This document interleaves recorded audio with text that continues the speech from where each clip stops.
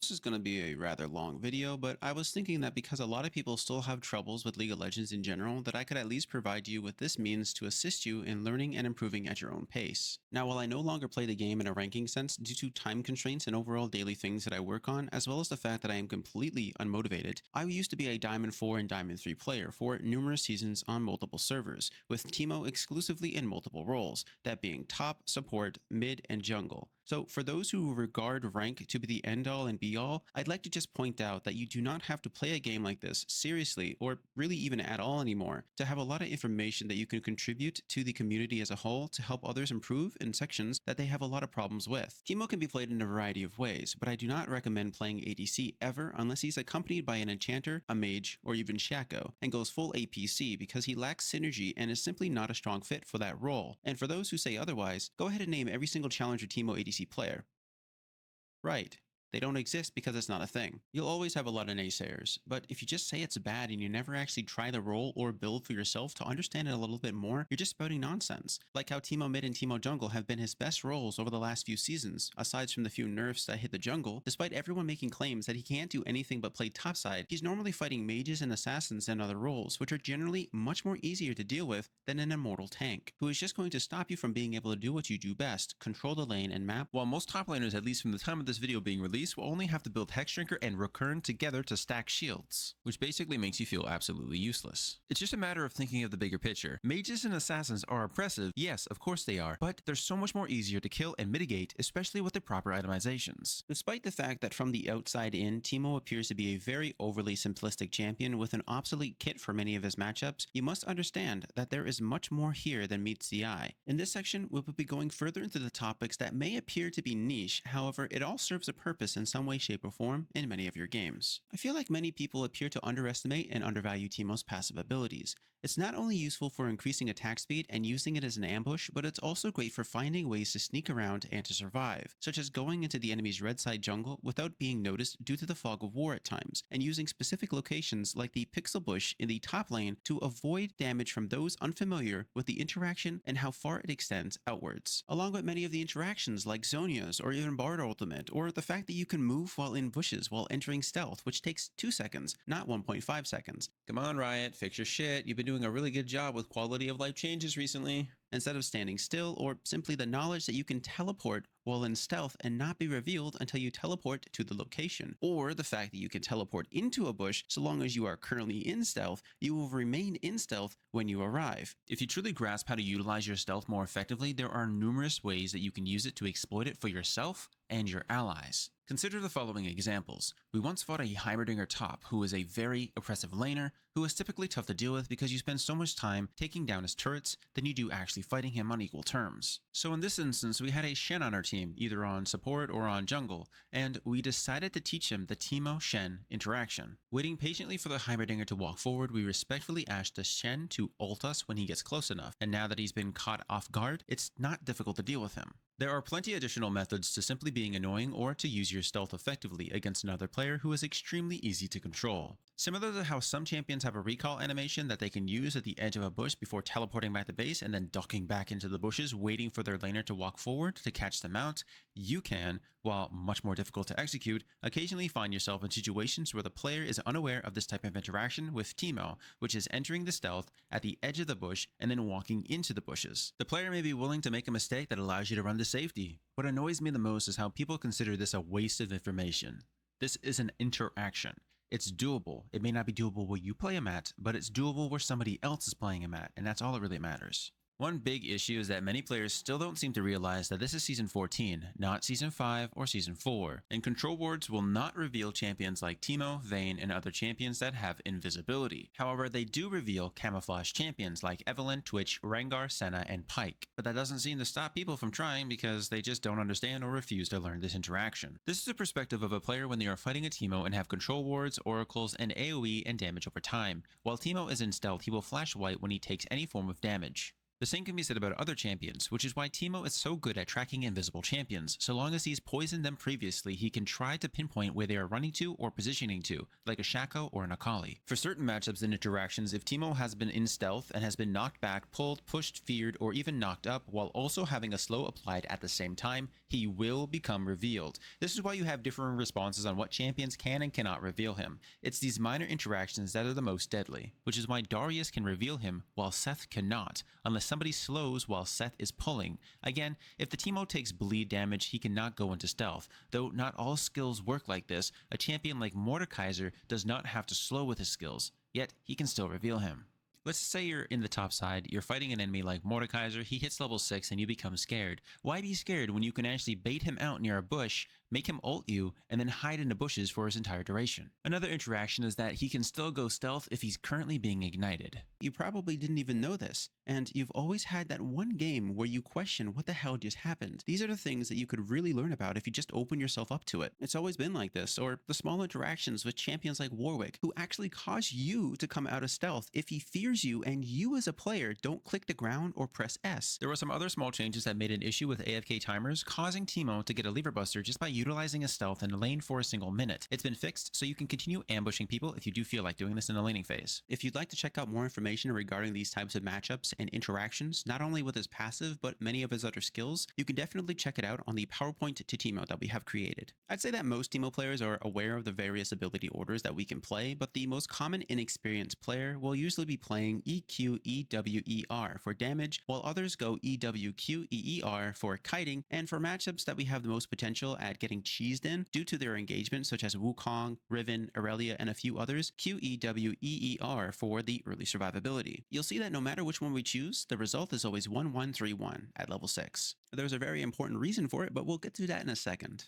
Everybody knows that Teemo is a very frustrating champion for a variety of reasons, one of which is his ability to blind targets, enabling those who rely on auto attacks to miss cannon minions, as well as the fact that he can naturally counter a lot of most basic auto attack champions by not allowing them to go wild in a teamfight with a 3 to 4 second cooldown with a 3-second blind into the late game, which can be absolutely devastating For a champion like Kayle or even Draven. It's actually mostly used as a form of mitigation and last resort for defense to avoid specific basic attack skills like a Darius E slow or even a Garen Q. Because this is one of his primary methods for poking players, they appear to double dip into the skill very early on, when they should be prioritizing their E for CSing and the ability to poke because you have no mana early game unless you have Mana Flow Band, Doran's Ring, and optionally Presence of Mind, which will grant you a ton of mana sustainability to maintain the 70 to 90 mana cost Qs. While it is a powerful skill to use, it shouldn't be used so often that it's always on cooldown, as it's a great indicator for a competent top laner to abuse once the skill is down to engage you. If you ever find yourself in a 1v1 against a basic attack champion after all of their main skills are down and you're in a bind where you are about a few seconds away from flash or ignite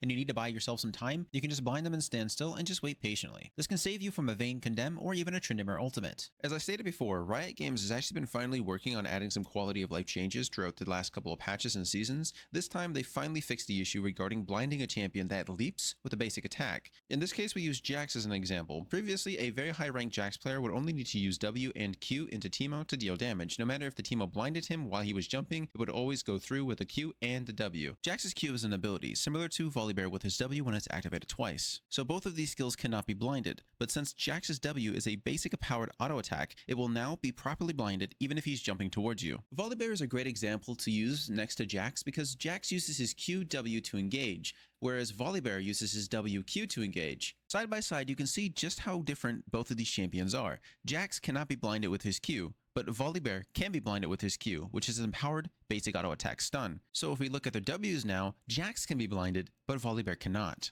You can probably assume just how difficult this is for a new player to understand, or even a person who's trying to pick up Teemo for the first time. Once again, we do go into the Mobile Guide and the PowerPoint to Teemo to give you this information so you don't have to figure it out for yourself. You would be shocked with just how often people pick up Teemo and then complain about just how slow he actually is. Meanwhile, they're the types of players who are not buying boots, tier 1 or tier 2, for like 25 minutes. First return back to base at 6 minutes, always 6 minutes preferably. You will always want to buy your tier 1 or even tier 2 boots if you can afford it. Look, it's common knowledge. Most champions in the top lane have at least 15 to 30 flat movement speed advantage on Teemo in the first few levels. You move faster when you get your W, but you still have a worse base base movement speed than every other champion in the game. So you do not want to take damage, otherwise you will lose this movement speed. This also allows you to run across the map or return to lane faster, allowing you to avoid losing lane sooner and to evade ganks more efficiently than dying every single time you spot somebody ganking the lane. It's important to note that if you've been slowed by any form of skill, that being a Nasus Wither, a Olaf Q, it becomes very, very important that you do not activate this skill until that slow has stopped. If you do, you're wasting the full potential of this ability, because once you are slowed, you will never go back above 330 movement speed, because that slow is absolutely crippling your ability to be mobile. This is why a lot of people often take either Swifties or Merc Threads into certain champions, because the tenacity and the slow resistance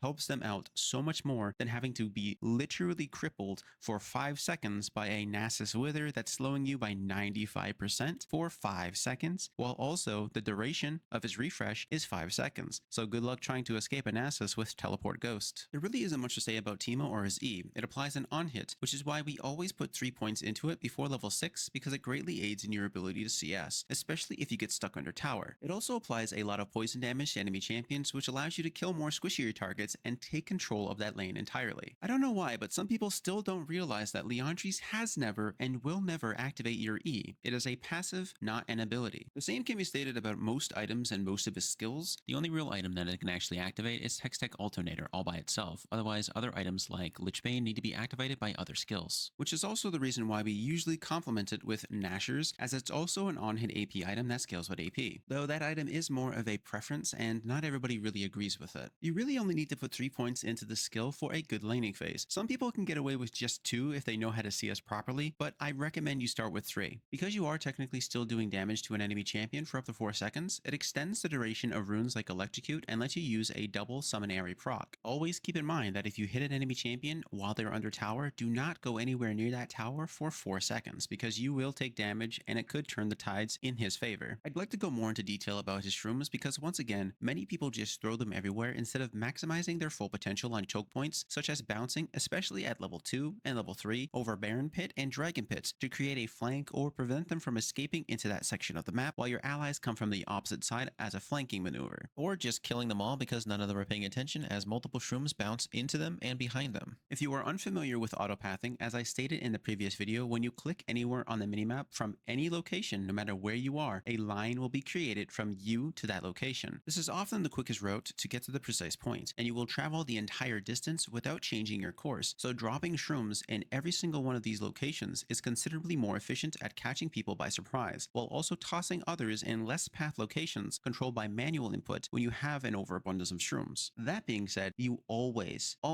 want to have at least 1 shroom in your inventory for emergency shroom drops at your feet or into a minion wave nearby to apply a slow to an enemy champion without having them to step directly on it, while also managing to never have a full stack of shrooms in your inventory. I do recommend that you never place a shroom adjacent to one another. Instead, use the radius of the shroom's AoE to get a mental note to mark at least 3 shrooms apart in every direction. This is not only going to make it more difficult for people to clear it with oracles, but it also causes the shroom's effect and slow to reapply at the end of the duration, because they do not stack with the initial damage, poison, or slow. Many people do not appear to use their shrooms strategically when attempting to fight somebody beneath their tower. Next time you have full control over your lane, shove your opponent under the tower when they are low on HP and walk forward. At this point, you're going to toss a shroom between their tower's front and rear choke point, preventing them from running behind their tower from that angle. This leaves them with 4 options: turn around and stand still to take down the shroom while in range of your auto attacks, walk around the tower from the opposite side,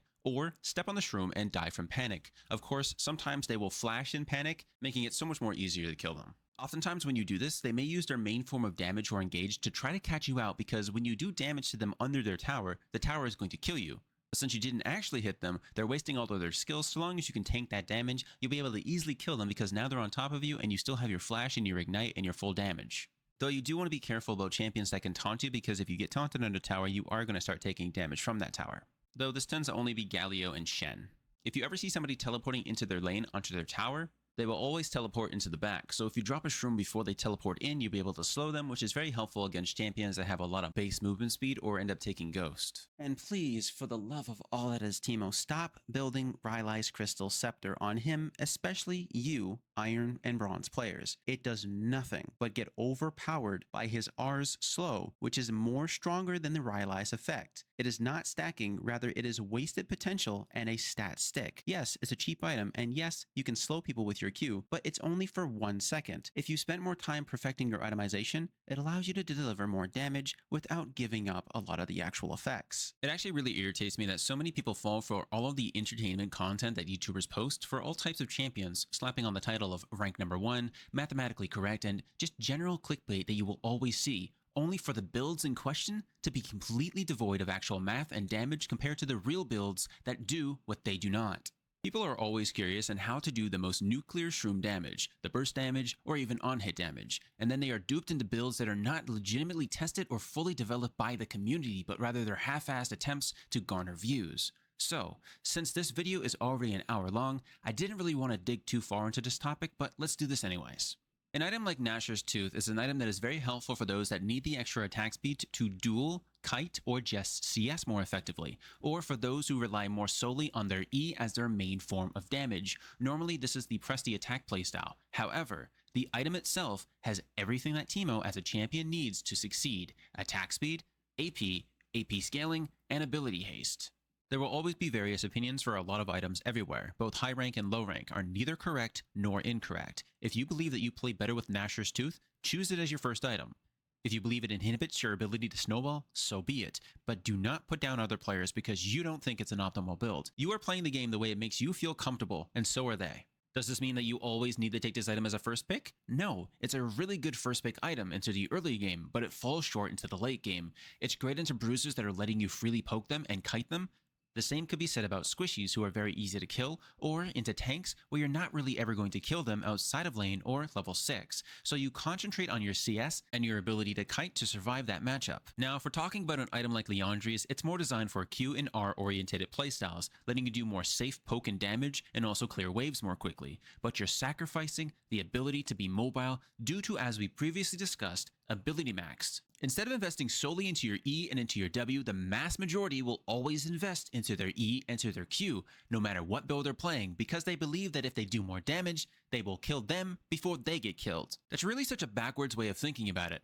Think of it like cooking. You want to cook an egg? So you put the burner on high, which burns the egg and makes it taste bad. However, cooking it on low to medium gradually cooks the egg, and it tastes much better while also avoiding a burnt pan that you will now have to scrape clean because you were too eager to get it over with. Sure, you're going to get more out of your damage when you're actually fighting a lane that is in your benefit, like Kayle, Vayne, or Singed, but as soon as you get caught out, or are in a matchup against Garen, Darius, and Seth, you're absolutely going to see a difference in your ability to survive if you do avoid W and E max playstyles. This is very critical since there are numerous things that you can do with or add to Teemo to improve or degrade your performance. This is me, for example, playing Summon Aerie after playing my duelist and split pushing build for so long. I've been conditioned to playing it far superior than any other build, and I'm unwilling to change my playstyle behavior because I understand the full extent and limitations of this specific build.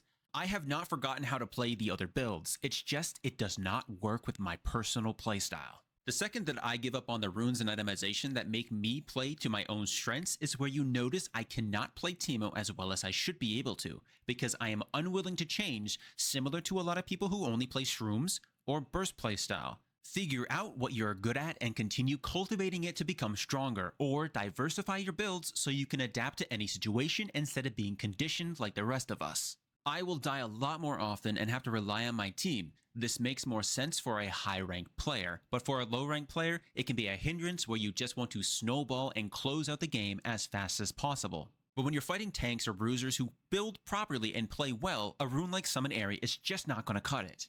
It's a great learning rune, it's great for safe poke and somewhat okay for team fights, but compared to a high stack Dark Harvest playstyle or 4-second Arcane Comets that deal more damage in a wide area to more players with a full build, you're going to see more success because they are better designed for snowballing and hard carrying into the mid to late game. Yes, Comet sucks early, but that's the only drawback. It's one of the best playstyles for the late game shroom builds, because it's consistent. So without press the attack Nashors and Greaves, as well as the appropriate subrunes and shards, I will always be useless, even in the lower ranks of Iron to Silver, not because I'm a horrible player, but because I cannot play well against these players because the style of gameplay does not suit me because I've become so conditioned to those builds. that revolves around them because, again, I want to split push and close out games the easiest way that I know how and not waste time. This is why if you ever do see me playing a playstyle that I do not play often, I adjust the runes and items to fit more into a playstyle that I can work with, as you can see with this example. Malignance is a great first pick if you're playing support. It's cheap, it activates your shrooms much more sooner, and it'll be around the time when you have level 6.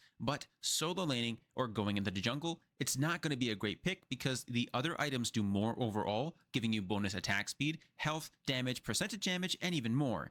While this item alone is giving you absolutely nothing but mana and shroom damage. That is all. It's great as a third pick or a fourth pick after the lane is over. Shadow Flame is extremely useful when you're snowballing. It's got so much for you and all of your other early game items.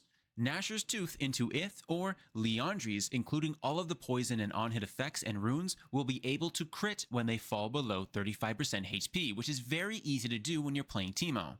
While also combining together with Presti Attack's 8%, Liandry's 2-6%, and Shadow Flame's 25% bonus damage. People just don't seem to understand. It's not 8% plus 2-6% plus 25% for 39% bonus extra damage. It's actually 1.08 times 1.02 or 1.06 times 1.25, which equals 37.4% bonus damage.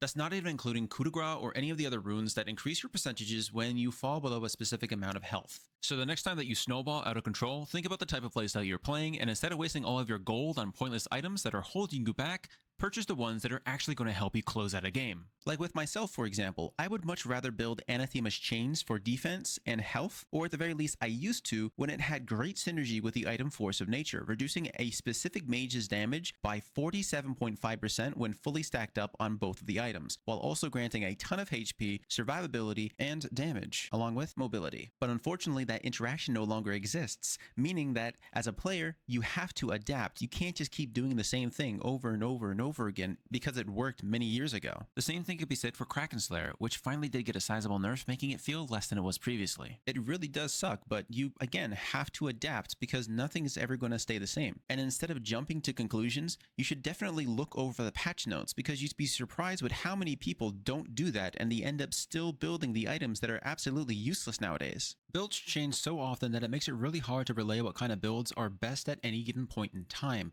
but just keep in mind that a lot of the stuff that you see online, especially on YouTube, are majorly clickbait and not accurate or fully understood. Especially for a champion like Teemo that has a god-awful insane amount of depth to him and his build optimizations. I've gone into details about this more often than I would like to admit, and I would much prefer you be referenced to the written guide for more understanding or the comment pinned below about the best shroom builds, or colloquially known as the mathematically correct Teemo. So in this coaching video, I want you to feel like I'm actually here to teach you, not little Timmy and not little Tommy over there, but you as an actual player. And we will attempt to make this as interactive as possible for you. This is a very vital step in determining whether you actually want to improve as a player, or if you're simply here looking for sources of instant feedback to cover up everything with copium and to stroke your own little ego for whatever reason that may be. My question to you is, why do you want to climb? Go ahead and pause the video and just think about that seriously for a few moments. See, a lot of people don't really have a solid reason to improve, or better yet, they have no incentive to push themselves forward. But when they do, it's generally something as trivial as a friend, and I use that term loosely, laughing and putting you down as a player, or even just curiosity on how far that you can actually push yourself. But that's usually either low motivation or high depending on how obsessed you are at truly obtaining achievements and improving yourself as a whole. In my case, at some point in my life, it was more out of spite because people used to say that I was only a gold player who didn't know anything about the game, when I was just playing the game for the skin and the border every year. So I took it out of spite to get the diamond, where the exact same players said the exact same thing, but now for climbing to Grandmaster or even Challenger. Sometimes this is enough motivation for people to push themselves harder to get to Challenger, and then rub it in that person's face, only to see that they didn't actually give a shit. But hey, they motivated you to push yourself hard enough to reach your goals. Though for other players like myself, the motivation to show them up washes away because at the end of the day, who the hell actually cares what some random person on the internet has to say when the majority of these players do nothing but watch high-ranked players and pro play only to project the players that they see on the screen through themselves as they claim that they know so much more than everybody else around them while they're still stuck in platinum. So if you have no reason, it's a bit harder to actually want to sit down and get better because just like going to work or school, it's a chore more than it is something that you actually want to do, especially once you reach a point where it actually does become a chore to maintain what you have currently acquired, when you have to spend at least 12 hours a day just farming to maintain your rank. This generally creates a sense of urgency to simply obtain the desired ranks by any means necessary, rather than truly playing to improve, like abusing a meta or a severe bug, like everyone was doing recently with Teemo and a lot of other enchanters in the support meta. Once the meta is over, they either stop playing once the win rate tanks, or they keep trying to push, or hell, they even get themselves boosted by other players only to continue playing after they get to a specific rank, only to return to where they belong rank-wise once it's all said and done. You know the types of players I'm talking about. Be honest with yourself when I say that these are the types of players that open up their OPGG shifting through their own stats, claiming that they are better than everybody up until Master Tier, rather than comparing their stats to their own division, where they belong, and why they are seeing such large gaps in skill level. They are absolutely in no way comparable to higher ranked games. They need to compare their own skills to their own rank and figure out what exactly is going on and what they can do to fix it and start climbing through those specific ranks. You climb by maintaining consistency and knowing the game as a whole. There are numerous elements that you can employ to improve yourself throughout time. It's not something that you can accomplish and improve in an hour. It takes time to practice, much like going out and exercising or going on a diet. You steadily improve so long as you maintain that consistency throughout. So if you're not willing to put in the time and effort, this video is pointless to you, as I'm trying to genuinely help you understand more specifically how to play Teemo and the game in general. So while we're still here on this website, let's go ahead and check the stats to determine the type of player that you are. Looking at the main page of your Professor profile, do you see anything that you can improve on? If you're better than a typical player in your division, that is all that matters. But if you see certain similarities or you aren't performing well in certain stats, take note of those problems and write them down for later. Scrolling down through Teemo's stats, or whatever champion you're referring to, click on their name and access the stats panel. Then navigate to the farming panel. You may notice that your panel appears to dip at 5 to 10 or even 15 minutes, and then suddenly come back at 25 minutes. This is all because of the phrase ARAMing, which means that everybody wants to kill each other like they're playing the game mode ARAM. So they all tend to group mid lane at around 5 to 10 to 15 minutes, especially after the first tower falls, no matter which one it is. This basically does nothing but waste your time and siphon a lot of EXP from everybody around you. So suddenly you take a look at the map and see that one enemy player solo split pushing, who is now level 18, while the rest of you are level 12. It is a very common issue with low ranked players. The one player may not have many kills, but they have level, CS, and gold to take you all on, especially if they're playing a champion like Yorick or even a champion like Tryndamere. It's very important to note that kills do not guarantee that you will win more games. Yes, they can help you buy items, and yes, they can make you feel good as a player, but they don't mean much, especially if it's just you getting kills and nobody else on your team is getting a single assist, or you're not giving them any kills when you can. It makes it more pointless and more selfish for you as a player. If you feel like you can give a kill to an ally or an assist, it's much more effective for you to do that overall as a team morale thing. So instead of running around for 5 to 15 minutes and wasting a lot of time and EXP, try getting out of lane before 12 minutes by taking the enemy tower by being as aggressive as you possibly can. This won't always be easy, especially if you're fighting somebody like a Scion top, because they have really good control of their minion waves. Teemo does more when he attempts to take control. This may seem very scary for some players,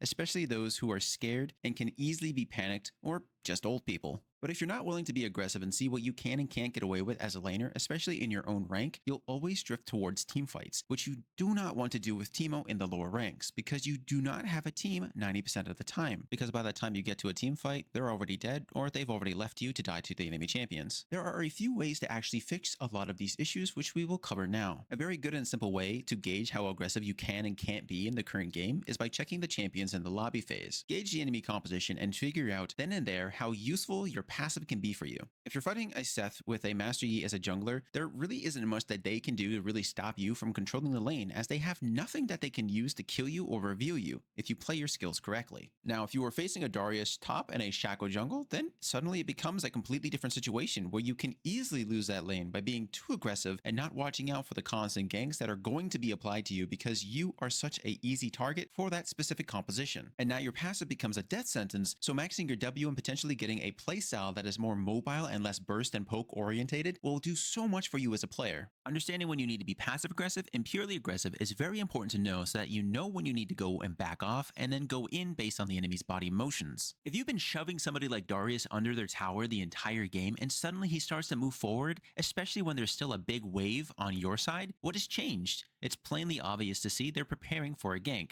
So that would be your cue to back off and not hide, but rather run. But for champions that cannot reveal you and not kill you easily in stealth, this is very easy to avoid. There are numerous types of players, including passive players, passive-aggressive players, and toxic players. So let's be honest with ourselves. I'm an extremely aggressive player who despises losing, regardless of why we lost or what game it is, and I expect people to play as a 4-man team and listen to pings. This definitely does come off as self-centered, which is very common in this game. I personally believe that because of my interest in leading, I want people to listen to calls and play around pings that I apply to them. I'll pretty much do anything to get a lead besides abusing bugs and exploits. If that doesn't work, I don't do too well with switching into a passive playstyle because I dislike playing passively or as part of the team unless I'm actually playing a very high rank game, which I rarely ever want to do. This really does not translate well, so you must modify your mindset so that you can always make adjustments when necessary, especially when no one wants to support others and would prefer playing a 1v5. So if you can't fight and win by yourself, there's no use in maintaining that playstyle, so tone it down or up the intensity depending on how your opponent is currently playing.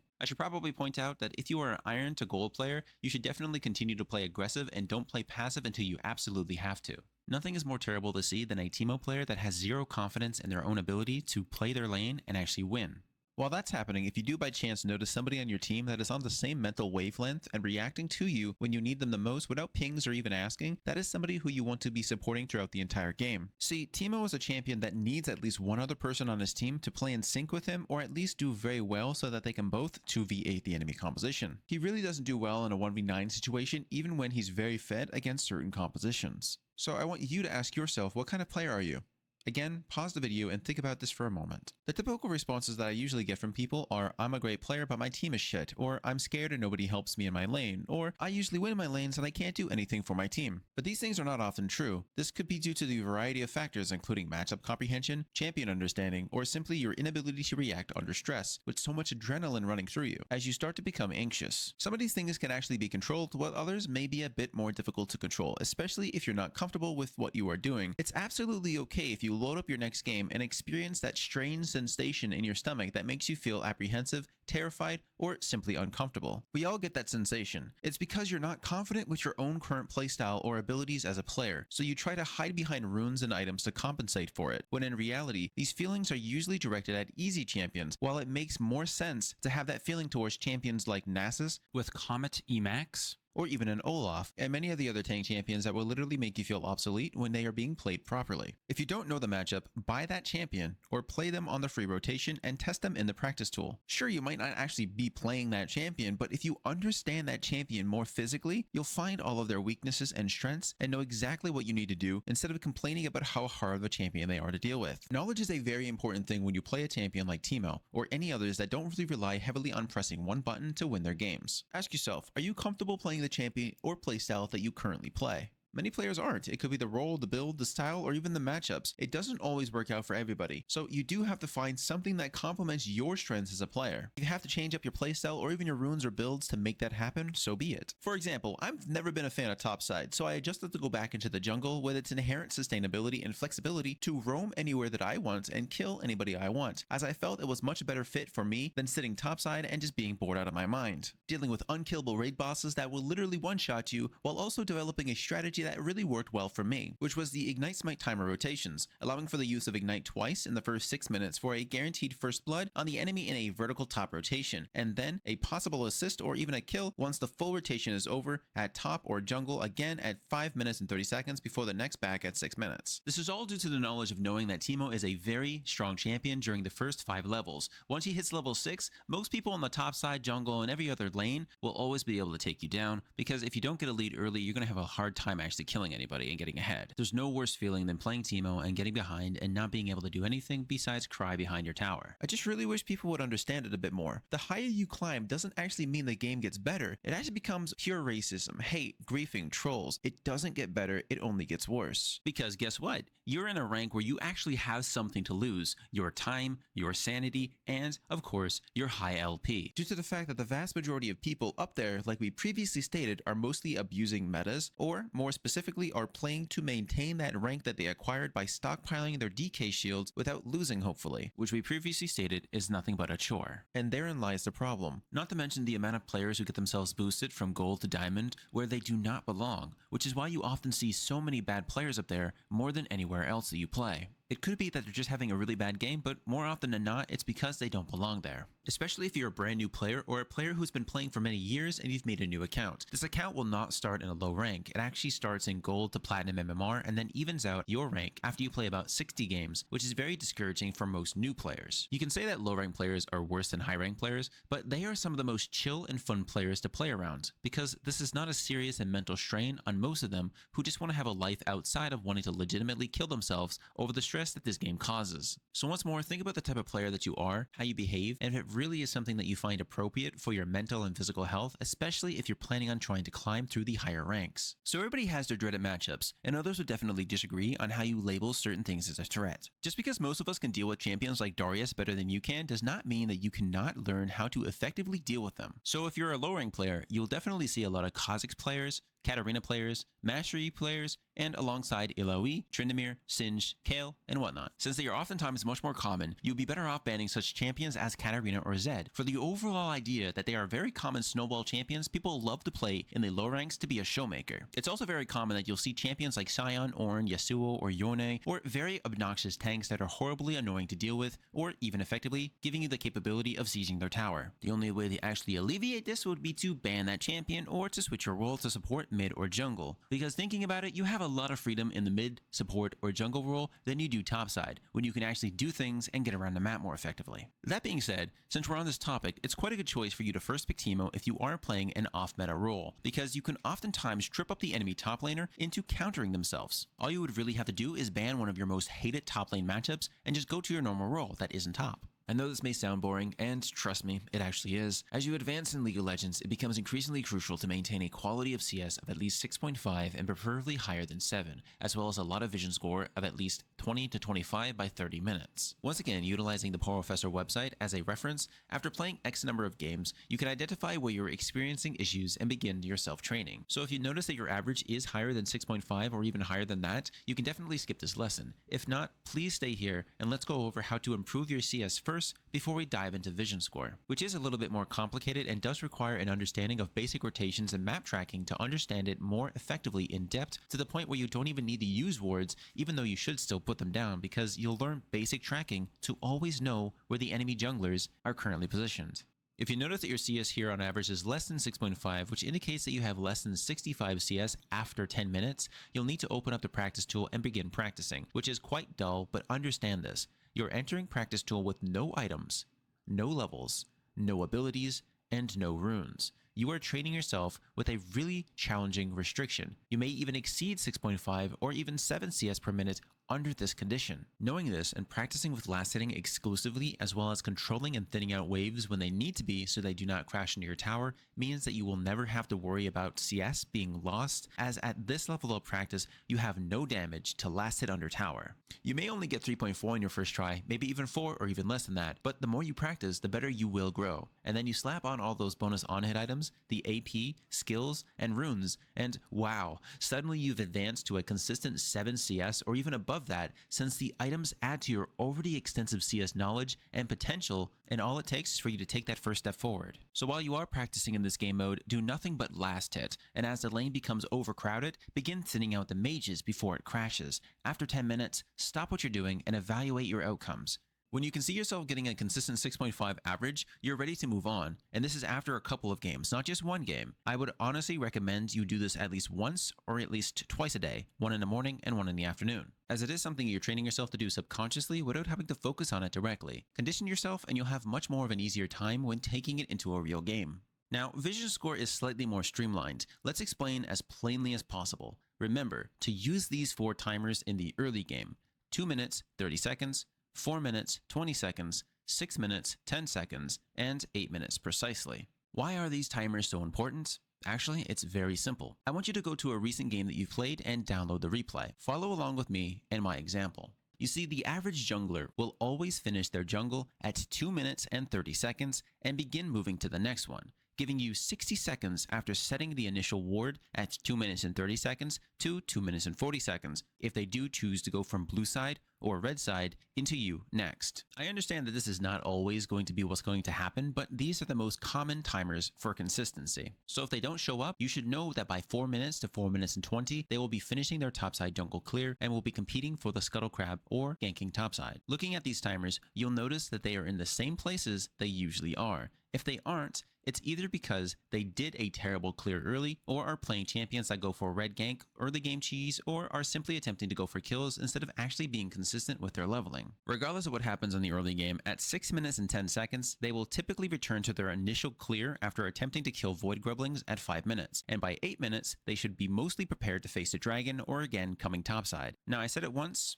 but I'll say it again. It's not always guaranteed to be precise, and you must periodically consult the map to determine the course traveled by the enemy jungler if they did show up on the map somewhere at a specific time, as well as performing other mental calculations. It may sound complex, but it's actually rather simple and extremely strong when employed by a skilled player. For example, I, as a Teemo jungler, use this information to track enemies we cannot currently see. So in this example, we cleared Elise's jungle alone because our top laner decided to go AFK and not assist me, doing red to Raptor because if we did red to Krug, we would have to fight her at a disadvantage once we reached Raptors. We do have to reveal ourselves to the current wave on the map because we didn't obtain a leash, which we will go into detail shortly about. This normally would have required us to stand still and wait for the minion wave to pass, which would have allowed for her to be in the jungle with us and also give her enough time to rotate on the other side of the map to take my jungle. But in this case, I opted to just go for it, hoping that she would be blind enough to not notice and use the information as a way to track her, which was the ward that we drop at 2 minutes. So she completes her blue side jungle at 2 minutes and 30 seconds, indicated by her location in the bushes at 2 minutes and 40, and then decides to double back around. This immediately changes my focus to returning to my own jungle as a level 3 rather than a level 2 to contest and defend. Because using basic information, there is nothing for her on that side of the map. She just cleared everything there. So we get there and shut her down, pinging her current location to our allies for assistance. So throughout everything, we've just been playing timers, and now we check the map and realize that there is only one potential outcome for her to take, while we did just reveal ourselves that we were very low HP around red side, and that is to invade my blue side while I'm on red. But it seems like people really underestimate Teemo's ability to sustain well in the jungle, so we do get back to 100% HP, and we do what needs to be done, swiftly finish red and meet her where we expect her to be, keeping her out of the early game. She disliked this so much, as did many other players, because it's very oppressive. Knowing when and where people will appear based on basic information provided by the minimap is extremely helpful, and I understand that many people do not have the attention span for this type of tracking, but using the basic timer compensates for this, so you don't have to worry about it too much. As long as you remember these timers, you can generally pinpoint where they are and when you need to start placing your wards during the laning phase. Teemo, like many other champions, has a very good early game clear in the jungle, therefore he can easily match and occasionally outmatch his opponents in his clear speed if he does have a leash, which takes me to the next point. So if you are playing anybody topside and your jungle requests a leash, please just grant it to them. It is a team game, and while you may want to selfishly set up a level 1 cheese, the negative mental retaliation that can result from not playing as a team can ultimately cost you more games than wins. Especially if they throw a tantrum and run it down, or even abandon you to the fate of the ganks that you're going to be getting. You didn't leash me, so you're not getting anything from me. It's partially true, but it's also both of your faults. While yes, it can be frustrating when a champion starts topside blue or topside red, it's common courtesy for you to be there for them as a team, giving them no more than 6 and no less than 5 auto attacks.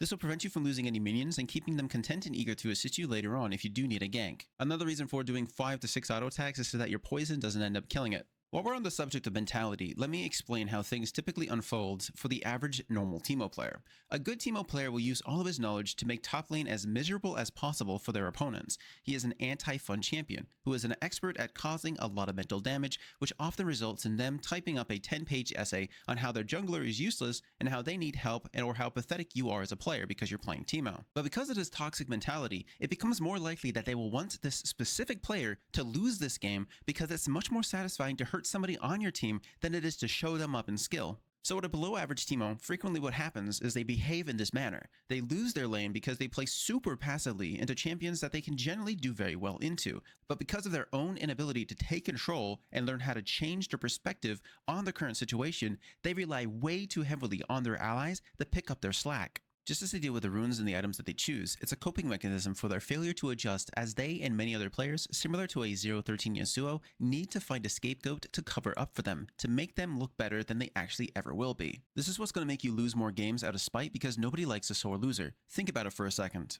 So you've been playing League of Legends all day.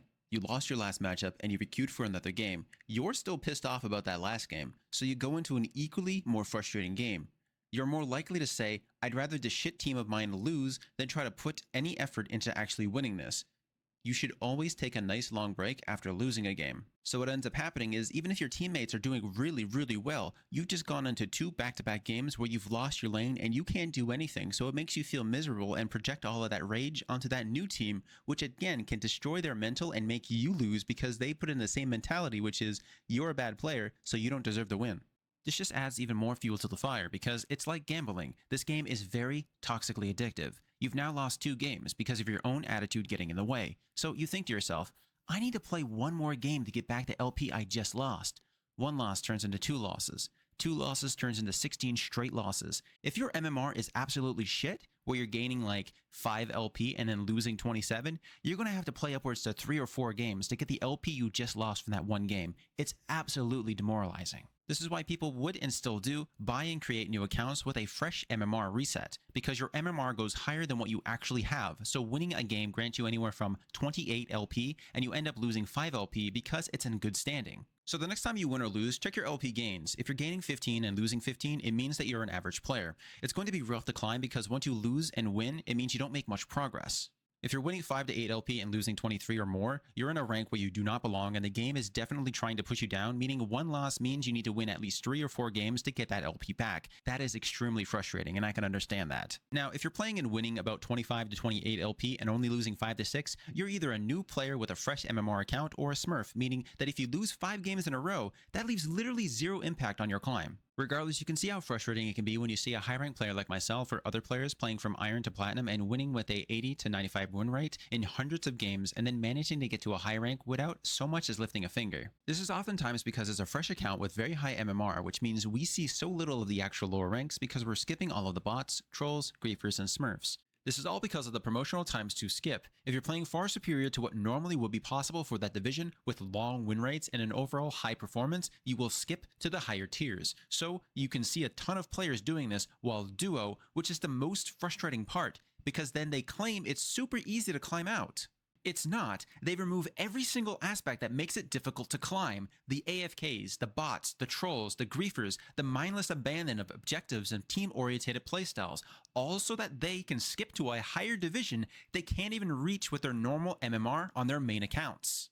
I've done it, they've done it, and you've probably tried to do it at some point in your life as well, because it is the easiest way to climb into the higher ranks without actually having to try.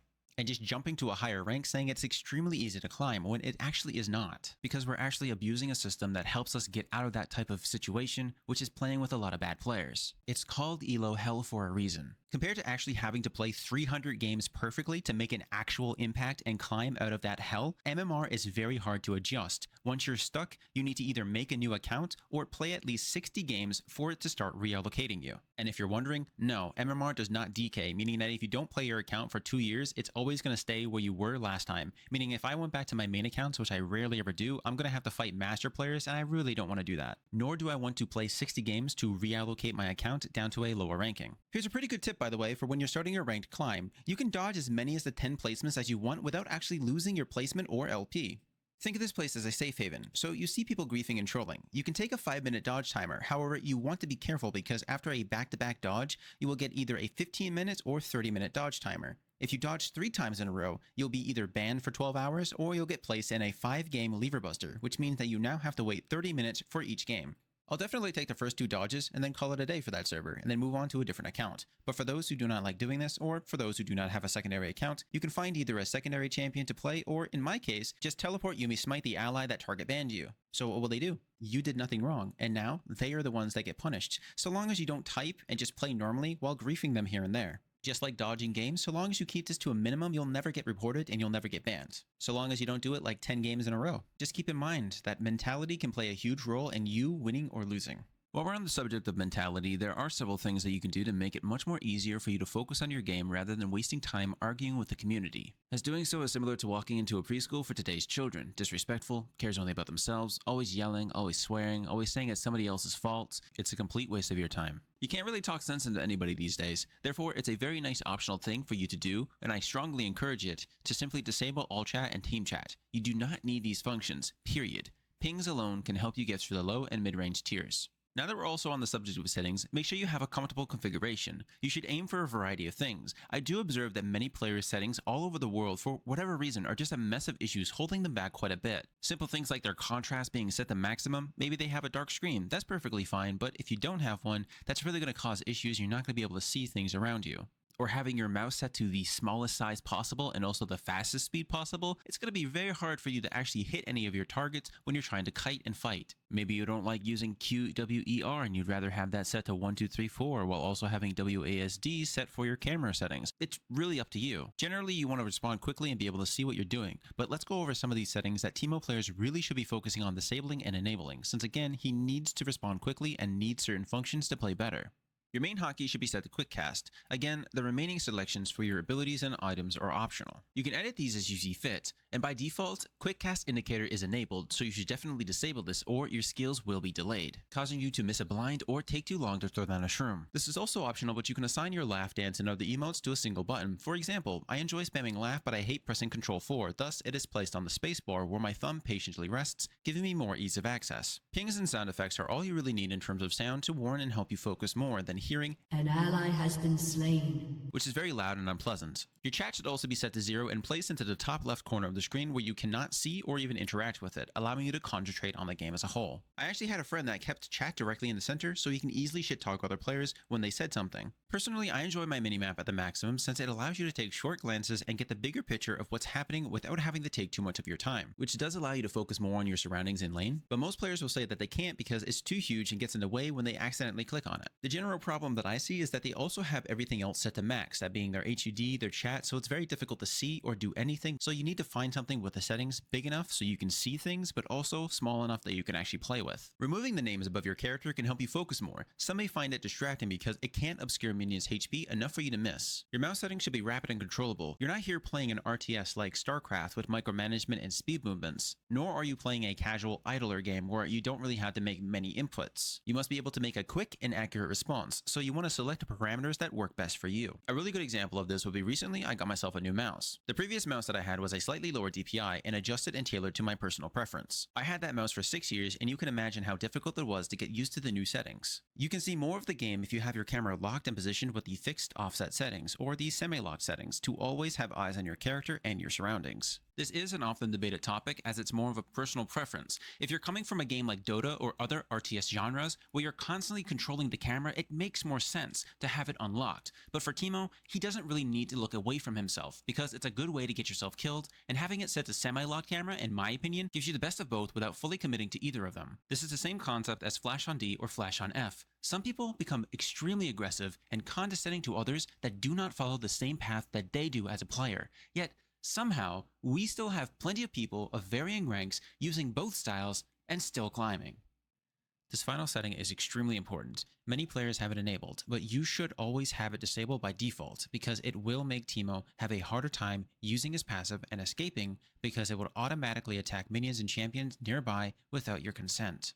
Oftentimes you'll see players just standing there, not moving, idle, allowing the game to play itself, which is something you should never do. What you should be doing is actually playing the game, moving around and not standing still, because the more you stand still, the much more easier it is for a top laner to hit you with a skill shot. And a lot more easier it is for them to get away if you haven't positioned to get behind them when they've made a fatal mistake. Even if you have the most convoluted keybinds known to man, so long as it works for you, it's none of our business. You shouldn't have to listen, mimic, and bend before some egotistical asshole who expects you to perform precisely like them. You are yourself. Play inside your comfort zone. I suppose I should add one more thing. Teemo is not Xerath or a champion that really needs to play with an unlocked camera. I've just always found it more of a hindrance since I use the minimap and HP pools to see what's actually going on around the map, and if I need any further information, I can just press F2, F3, F4, or F5 to see my other allies. And then immediately snapping back to my champion, as this is often a good way to get yourself killed because you're so focused on something else but yourself. Believe me when I say that if somebody encourages you to play one rune and one build only to easily and effortlessly climb to a higher rank,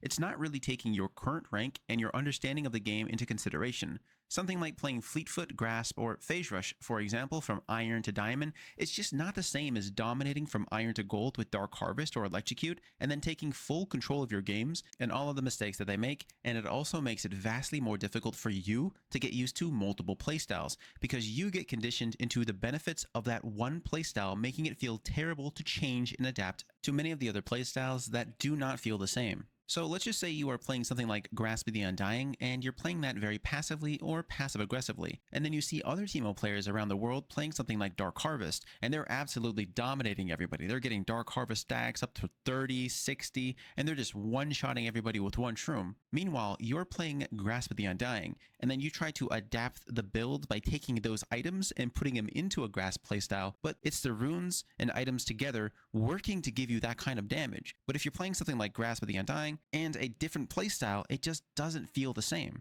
and it doesn't do the same. A true Teemo player will always adjust and take control of the present situation based on which runes and items will assist them in winning even in the most difficult lanes. So climbing to a higher rank with something like Fleetfoot from Diamond Plus makes a lot more sense because you're not alone. You actually have a team, and you have fewer opportunities to take control of the lane by yourself, because you tend to fight more fighters and bruisers than you do in the lower ranks, like Aatrox or Jace, than in the lower ranks, where they're mostly playing nothing but tanks. So again, trying to play something like Fleetfoot that does barely any damage compared to something that's going to actually deal damage to a tank in the earlier levels to help you get out of lane and rotate to help your teammates makes more sense, instead of letting them scale to the mid to late game and take control. So if you are a new player, I always recommend playing Summon Airy or Comet, because these playstyles, while they are different and not very powerful in helping you win games, will allow you to gain infinite mana, allowing you to focus on the game and matchup knowledge as a whole. Once you feel like you've mastered the champion basics, you can start removing some of these runes and playstyles to adjust for what you feel like you need and what makes you more comfortable. So not everybody will agree with every rune build, because everybody needs something to help them be a slightly better player. Many players tend to leave their lane when they observe a large fight or even a minor skirmish going on around Scuttlecrab at around 4 minutes, or even slightly later, around 10 minutes. While they are trapped behind a tower and a large minion wave, you must understand why we try to take control of the early game by shoving most of our early game waves and punishing the enemy top laner as much as we can, especially while getting a level 2 advantage. It's so that if they do by chance fight topside around 4 minutes and 20 seconds, you will be able to leave your lane and rotate while having the advantage to do so, which we call priority. So this allows you to avoid losing many, if not all, of the enemy minions, because the enemy tower is thinning out yours, making it impossible for your minions to kill their minions. However, if the top laner rotates with you, they will lose a lot of gold and EXP, allowing you to gain ground on them in terms of both level and in gold. Doing this will offer you about 15 to 20 seconds to help depending on the size of your wave, and also if it's a cannon minion wave. But do not chase them if they start running away. It's best to return to maintain your lane and focus on getting out sooner rather than what we spoke about prior, which is wasting time. Utilizing previously mentioned timer rotations, if you and your team manage to sneak into the enemy side and steal their red, or if you're convinced that they are the champions who start red, it will be up at 7 minutes and 10 seconds or slightly after that. You might be wondering, how is this significant to you as a player? Well, that would be because of your first back to base at 6 minutes. This allows you to buy your tier 2 boots first, as well as some damage items, and of course a control ward, which you should always buy and always place down if your current control ward is being taken down. You'll have a lot of people complain that doing this is a waste of your own gold, but think about it this way. You're giving the enemy free EXP and free gold if you don't. Using both tracking and lane priority, you can crash the next wave, which is a cannon minion wave, and then rotate into the enemy jungle to take their red, because most people at 6 minutes and 10 seconds will either be bot side, doing their common second clear, or by 7 minutes and 20 and 10 minutes and 30, will be ready to either gank, go bot side, mid side, or will continue clearing to go to their top side jungle. Meaning it just takes 15 seconds to get in, steal their buff, and even kill them if they aren't paying attention, giving you an even bigger lead on your top laner with increased sustainability and damage, while also missing about 1 to 2 minions. The reason why that we don't mention blue side is because it's not a good buff for Teemo, and it isn't easy to escape due to the blast cone that is right beside the Baron pit, getting you out of harm's way if top and mid try to collapse on your location. It's actually one of the reasons why he has a higher win rate on red side than he does on blue side. However, unlike them, I like playing on blue side because you have more agency and more safe plays on that side of the map when you're in the red jungle, being able to blast cone over Baron pit and also hide in the pixel bush in the the top side. However, if you reverse my roles and give me jungle, I do way better on red side because it has way more agency on doing vertical top rotations. Sure, you can still try to steal the enemy blue buff, but again, if you have any issues with mana, that's a you problem, not taking the right runes and items to maintain mana as we previously mentioned. It's all personal preference really. While yes, there are core builds that a lot of players simply copy from websites and from the recommended shop order, which is dedicated by the millions of players playing Teemo on that server, and whatever champion you are playing in the current state of the meta, play and build what you feel comfortable on and what helps you do more in your games. Not mine, not his or hers, yours. So some people love Greaves because it offers the attack speed a lot of players like myself feel like they can't do without, but also hate Nashor's Tooth because they want to deal damage with something like Leandri's. So they take Greaves as a replacement for the speed of Nashor's and then go Leandri's, while others prefer a more E priority and go Greaves with Nashor's and other AP on-hit items. Whereas other players would prefer taking sorceries or, of course, Swifties for more of the harder matchups. There are just way too many builds, yet many of them make sense, while others are created by people who haven't read what the items do or how they affect Teemo. If you don't know anything about the item you're building, Look it up on the Wikipedia. the tooltip doesn't provide enough information even after you use Shift to expand into that information. And if you still can't understand it, there are tons of communities that are willing to help you understand. It's actually intentionally dumbed down to confuse you with the way that they often word things, while omitting critical details That the community provides with these in-depth explanations and even sometimes minor things like synergies. No matter who you are, what rank you hold, what your playstyle is, or your opinions are, you will always have the opportunity to learn something new from anybody you interact with. Teemo was one of the most knowledge-reliant champions in the game because he relies significantly on your comprehension as a player. Think about that for a second. You've just played 10,000 games of Teemo and eventually climbed to Diamond or higher, only to suddenly say that I want to play another champion who is actually good at playing and winning without much effort. But all of the knowledge that you've gained from Teemo has now become second nature, which, like CSing, causes you to play naturally far better than you ever could have without learning these things and with such a handicap such as Teemo. Teemo is well versed in solo split pushing and not being a part of the team in low ranks, and controlling the lane and map with vision and impressive shroom plays, whereas if 2 or 3 players from the enemy team come up to kill you, your allies can now shove as 4 while your shrooms pick people off. This does become progressively more difficult at the higher ranks, as you're more focused less on trying to get a lead, but more on the survivability and trying to group with your allies to help you win together rather than being dragged down by bad players from iron to gold. Over the last couple of years, it's actually been quite depressing to see so many content creators just making clickbait content with builds that you would see from a website like Ultimate Bravery, and then using their ranks to make it look like it's super strong and viable to those who just do not know any better. There are a lot of players who would genuinely like to climb out of lower rank, but with how high rank players look down upon them, it's tough when ego mentalities claim it's super easy, when oftentimes they go down to a lower rank and duo queue with other Diamond Plus players, removing every single issue that you see with the lower ranks. It's just upsetting because it's not easy depending on what the situation is. One of the biggest issues a lot of people fail to realize is that because you're in the lower tiers, Teemo is a very common champion there, and thus he is most likely to be played or banned compared to the higher tiers because everybody hates him or everybody loves him. This alone makes it almost impossible to play him exclusively as a one-trick pony, and again is why I would always recommend that you either pick up a backup champion to play or just dodge or force a dodge. When you eventually break past those tiers and see the top ranks, it's less about having fun and more about you using your experience to survive, play well, and avoid major mistakes. Because higher ranked players will know how to deal with you compared to the lower ranks. They will know the right builds, itemizations, and what your main strength is, which is your build optimization as well as your capacity to fall behind severely and become completely useless at level 6 and onwards. I do sincerely hope that this in-depth coaching guide of the fundamentals as well as the understanding of Teemo will assist you and many other players in playing a little bit better in attempting to understand why they are horrible or why they may need to improve. Videos like this take weeks if not months to complete, and I doubt I'll be doing any more League of Legends videos because I have a lot more fun playing other and new games. However, if you still have any questions on Teemo, you need not worry because all of the resources are there for your viewing and listening pleasures. If you still have any questions after everything we've gone over with the written and spoken dialogue, you can always ask us on our Teemos United community Discord server or the Teemo Talk subreddit. We all love you and we hope that you enjoy what we've all enjoyed.